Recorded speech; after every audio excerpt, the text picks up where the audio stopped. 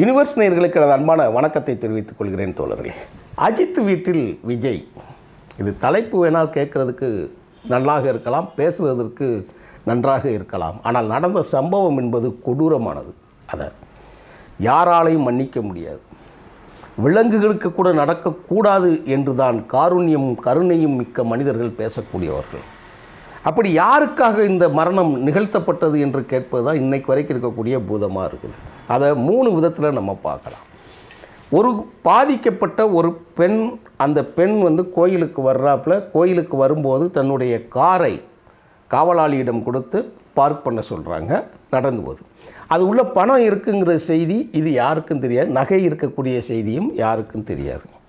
இப்போது அந்த தள்ளுவண்டி மூலமாக ஸ்ட்ரக்சர் வச்சு கூட்டு போகிறாங்க இல்லையா, நடக்க முடியாதவங்களை கூட்டு போகிறாங்க. ரைட்டு, நடக்கட்டும். அதற்கு பிறகு இவர் 500 ரூபாய் பணம் கேட்டு என்னிடம் வாதம் செய்தாருங்கிறதுல அந்த வாதம் முத்தி கொண்டு போய் கோவில் அதிகாரிகிட்ட போய் சொல்கிறாப்புல. அந்த அதிகாரி காவலாளியை கண்டிக்கிறாங்க. இப்போது இந்த பெண் காரை எடுத்துகிட்டு போயிட்டு அது என்ன கம்ப்ளைண்ட்டாக கொடுக்குறேன், உள்ளுக்குள்ளே இருக்கக்கூடிய நகையும் பணமும் காணவில்லை. இதான செய்தி, முடிஞ்சு போச்சு. சரி, இப்போ வீட்டில் இருக்கக்கூடிய அஜித்குமார் என்கின்ற காவலாளியை கூட்டி கொண்டு ஒரு இளைஞர், அது ரொம்ப முக்கியமானது, கூட்டு அவரை கண்டிக்கிறாங்க, தண்டிக்கிறாங்க. தண்டனைங்கிறது தீர்ப்புக்கு பிறகு வருவதல்ல, கொடூரமாக தாக்கப்படுகிறார். அது சரி, இது ரைட்டு, ஓகே. இந்த சைடில் இருந்து இவங்க பார்ப்போம். காவலாளி இருக்கிறாங்க. காவலாளிக்கு தன்னுடைய காவலாளிங்கிறது நான் காவல்துறையை சொல்கிறேன். அந்த காவலாளிகளாக இருக்கக்கூடிய காவல்துறை கொடுக்கப்பட்ட கம்ப்ளைண்ட்டுக்கு இல்லை என்றால் உத்தரவிடப்பட்ட மேலதிகாரிக்கு அவர் செய்த செயலை இப்போது இந்த காவலாளியை கூட்டி கொண்டு போய் இவர் தான் நகையை எடுத்தார், நீ நகையை கொடு அப்படின்னு சொல்கிறதுக்கு பின்னாடி இருக்கக்கூடிய மர்மம் யார் நமக்கு தெரியாது. அப்படியே கூட்டு சென்றாலும் எத்தனை கோயில் சிலைகள் காணாமல் போயிருக்கிறது. யாரையாவது கொண்டு போய் இந்த மாதிரி அடித்து நம்ம பார்த்துருக்குறோமா?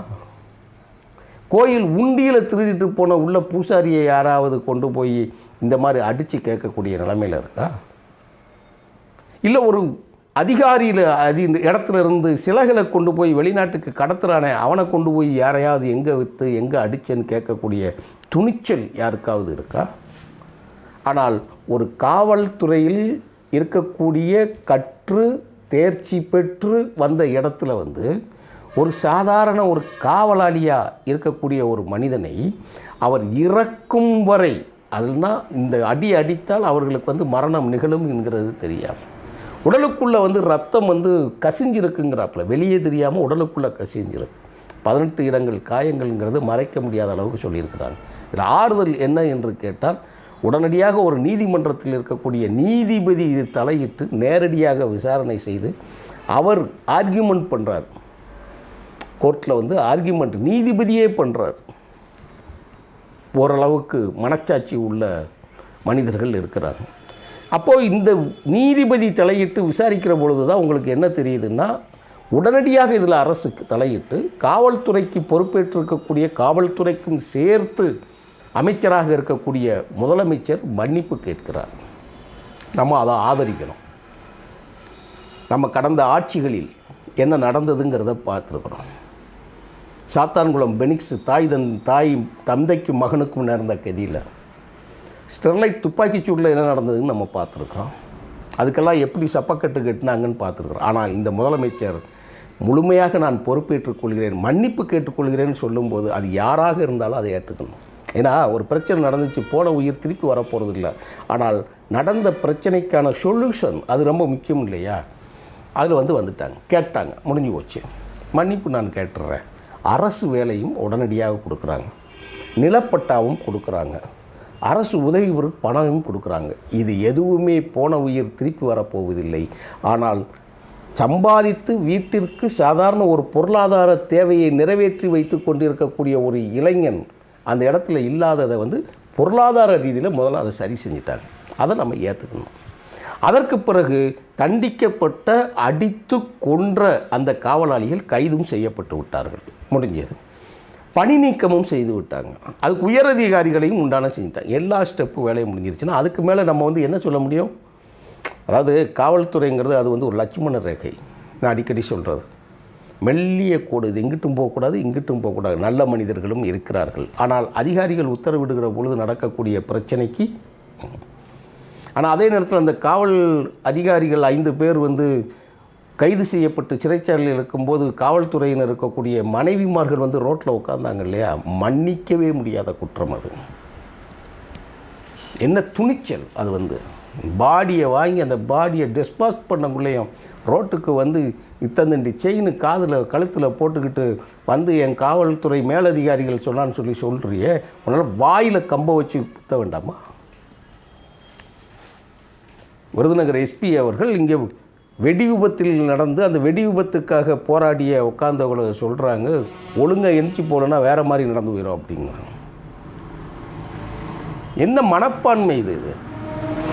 ஏற்கனவே காவல்துறையில் இருக்கக்கூடிய மிகப்பெரிய களங்கமாக இருந்து முதலமைச்சராக இருக்கக்கூடிய மு.க. ஸ்டாலின் அவர்களை மன்னிப்பு கேட்கக்கூடிய நிலை உருவாகி இருக்கிற பொழுது ஒரு எஸ்பி இந்த மாதிரி பேசுகிறார். அப்போ நீங்கள் மக்களை எப்படி ட்ரீட் பண்ணுறீங்க? காவல்துறை மேல் எப்படி நம்பிக்கை வரும்? போராடுவது இயல்பு, உடலை பறிகொடுத்தவர்கள் இயல்பு. சாத்தூரில் சட்டமன்ற உறுப்பினர் மதிப்புமிக்க ஏஆர் ரகுராமன் அவர்கள் டிஎஸ்பி ஆஃபீஸுக்கு முன்னாடி உட்காந்து தர்ணா இருக்கிறாரு. நான் புகார் கொடுத்து, ஒரு சட்டமன்ற உறுப்பினர் புகார் கொடுத்து கூட அதுக்கு எந்த பலனும் இல்லைங்கிறார்.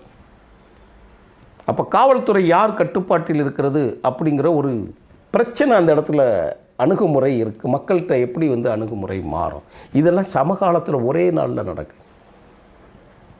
அப்போ நிறைய ஃபுட்டேஜ் வருது. இதில் நான் என்ன சொல்கிறேன் அப்படின்னு கேட்டால், காவல்துறையின் கைகள் கட்டப்பட்டு விட்டால், நான் என்னுடைய தோழர்கிட்ட கூட சொன்னேன், மிக வன்மையாக கண்டிக்கும் போது தம்பி முருகானந்தம், தம்பி மீரான் அவர்கள்ட்ட கூட நான் சொன்னேன், இந்தோ நாம் பார்க்குற திசையில் பக்கத்தில் கூப்பிடு தொலைவில் இந்த நிற்கிறாங்களே யூனிஃபார்மோட வெயிலில் நிற்கிறது மக்களுக்காக. போக்குவரத்தை ஒழுங்குபடுத்தக்கூடிய தோழர்கள், காவலர்கள் வெயிலில் அவங்களுக்கெல்லாம் சிறுநீர் கழித்தால் ரத்தமாக போகும். அப்படி கடும் வெயிலே மழையிலே நிற்கிறது மக்களுக்காக. ஒரு நாள் அவங்க இல்லைன்னா அந்த டிராஃபிக்கை ஸ்தம்பிச்சு போயிடும், மக்கள் நடமாட முடியாது. ஊருக்குள்ளே ஒரு போலீஸ் ஸ்டேஷன் இருக்குங்கிறதுனால தான் அத்தனை மக்களும் தூங்குகிறார்கள் என்று நாம் ஆதரிக்கக்கூடிய நபர்கள். நான் முழுமையாக ஆதரிக்கிறேன். அதே நேரத்தில் காவல்துறை எளியவர்களின் பக்கமும் நம்ம இருக்கணும். அதனால தான் என்ன செய்கிறதுனா, மறுமலர்ச்சி திமுகவோட பொதுச் செயலாளர் தலைவர் வைகோ அவர்களும் விடுதலை சிறுத்தைகளின் கட்சி தலைவர் திருமாவளவன் அவர்களோடு சேர்ந்து நடிகர் விஜயும் போயிருக்கார். சரி, விஜய்க்கு நான் ஏன் இவ்வளவு முக்கியத்துவம் அது டைட்டில் நம்ம வந்து போட்டிருக்கோம் வச்சுருக்கோன்னு கேட்டால், நீங்கள் மற்ற விஷயங்களில் எதுவும் கண்டுக்கிறீங்களா? விஜய், நீங்கள் யாருக்கு போயிருக்கீங்க? அனிதா மரணத்திற்கு நீங்கள் செஞ்சுருக்கீங்க. கள்ளக்குறிச்சி போராட்டத்துக்கு நீங்கள் போயிருக்கேன்னு சொல்கிறீங்க. அப்படியே கொண்டு போய் வேங்க வயல் பிரச்சனைக்கு வந்து நான் போக போகிறேன்னு சொன்ன உடனே அங்கே வந்து அது தீர்வு வந்து மாற்றுறாங்க. உடனடியாக குற்றவாளியை கண்டுபிடிச்சி கொண்டு வந்து நிப்பாட்டுறாங்க. குற்றவாளி ஊருக்குள்ளே இருக்கிற ஆளையும் கொண்டு வந்து நிப்பாட்டுறாங்க. அப்போது நீங்கள் ஆளுகிற கட்சிக்கு நெருக்கடி கொடுக்குற அளவுக்கு மட்டும்தான் உங்களுடைய நடவடிக்கை தொடருமா? இதே இது கொள்கை தலைவராக இருக்கக்கூடிய தந்தை பெரியாரின் பேரறிஞர் அண்ணா அவர்களுடைய படங்களையும் அவர்களுடைய போராட்டங்களையும் மதுரை இந்துக்கள் மாநாட்டில் கொச்சைப்படுத்திய போது ஒரு மறுப்பு அறிக்கை கூட கொடுக்காதவர் நீங்கள். அப்போ செலக்டட் பர்சனுக்கு நீங்கள் போகிறீங்களா? உங்கள் பிறந்த நாளுக்கு நீங்கள் வந்து வீட்டு வாசலில் உங்களுடைய கட்சி தொண்டர்கள் குடிக்க தண்ணி இல்லாமல் கூட கோஷம் போட்டு கொண்டு இருந்த பொழுது வெளியே எட்டி பார்க்க முடியாத நீங்கள் இங்கே வந்து நீங்கள் பண்ணுறது வந்து அரசியலா? ஆனால் அதே நேரத்தில் திரிஷா பிறந்தநாள் அப்படின்னு சொன்ன உடனே கொண்டு போய் அந்த திரிஷா வீட்டு நாயை கொஞ்சிக்கிட்டு இருக்கிறீங்களே, அதுக்கு போய் நீங்கள் என்ன சொல்கிறது? அதை திரிஷாவே வெளியிட்டாப்லையே. நீங்கள் திரிஷாவின் வீட்டு நாயை விட உங்களுடைய கட்சி தொண்டர்கள் வந்து உங்களுக்கு யாரும் குறைச்சலாக போயிட்டாங்களா? உள் அரசியலோடு ஒரு விஷயத்தை நீங்கள் அணுகக்கூடாது. உள் அரசியலோடு அணுகுவது அரசியல் ஆபத்தில் கொண்டு போய் முடியும். உங்களுடைய சொந்த அரசியல் பண்ணுங்கள். யாரோ ஒருவருடைய விருப்பத்தை நிறைவேற்றுவதற்காக நீங்கள் இந்த வீட்டுக்கு அஜித்குமாரோட வீட்டுக்கு வந்திருந்தால் இதற்கு மேல் என்ன செய்ய முடியும்? விசாரணை அது மிகவும் நுணுக்கமாக நடைபெற்று ஆக வேண்டும். அஜித்குமார் அவர்களை அந்த காவலாளியின் மரண ஓலம் இருக்கு இல்லையா, அந்த ஓலம் மறைகிறதுக்கு முன்னாடி தீர்ப்பு வளரணும். அது நம்புகிறேன், நான் முழுமையாக நம்புகிறேன், நடக்கும் நம்புகிறேன்.